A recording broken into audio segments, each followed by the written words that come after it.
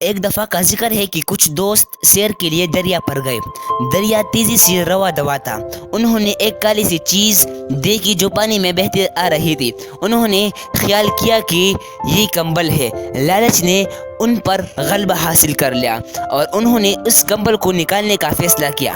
ان دوستوں میں ایک دوست بہت تیز تھا اور تیرنا بھی جانتا تھا۔ اس نے فوراً اپنے کپڑے اتارے اور دریا میں چھلانگ لگا دی اور وہ تیرتا ہوا اس کالی سی چیز کے پاس پہنچ گیا۔ وہ کالی سی چیز کمبل کے بجائے ریچھ تھا۔